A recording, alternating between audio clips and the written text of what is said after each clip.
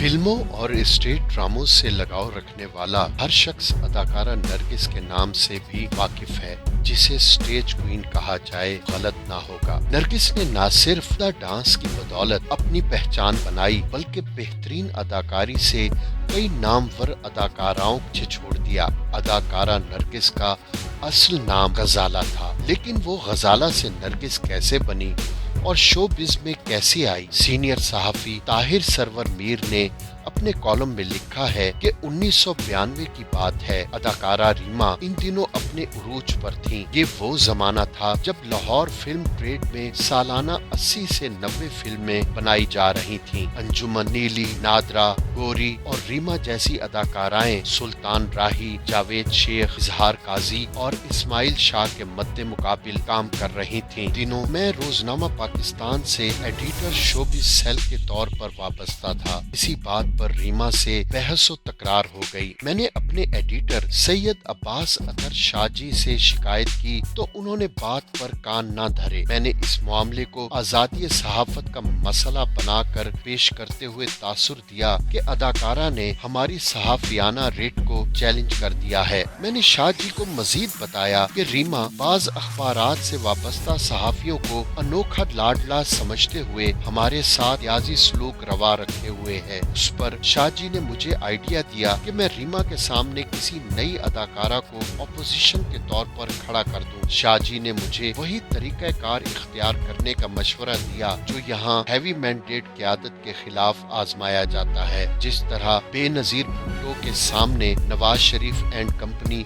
और फिर वक्त आने पर नवाज शरीफ के खिलाफ कप्तान खान को मैदान में उतारा गया, मैंने भी रीमा के खिलाफ हूबहू वही फार्मूला इस्तेमाल किया। नरगिस जिसका असल नाम गजाला है, इन दिनों अपनी वालदा बल्कीस अल मारूफ बिल्लो के साथ हर शाम स्टूडियो घूमा करती थी। शक्लो सूरत अच्छी थी, उसे डांस का भी बेहद शौक था। जिन दिनों मेरी नरगिस से मुलाकात हुई, ये खुर्शीद भाई नामी मास्टर से डांस सीख रही थी। नरगिस का आबाई घर मुल्तान रोड पर वाक़ स्टूडियोज के सामने मोहल्ला सैयदपुर में था, लेकिन इन दिनों फिल्म इंडस्ट्री में किस्मत आजमाई की खातिर उन्होंने नीलम ब्लॉक 2.5 मरले का एक घर किराए पर ले रखा था। मुझे याद है कि इन दिनों नरगिस भारतीय अदाकारा विजंती माला पर फिल्म बंद गीत फोटो पे ऐसी बात में दबा के चली आई तैयार कर रही थी। कई बार ऐसा हुआ नरगिस उस गाने पर डांस कर रही होती थी और मैं 2.5 मरले के उस घर के तंग ड्राइंग रूम में बतौर मेहमान खुसूसी मौजूद होता था।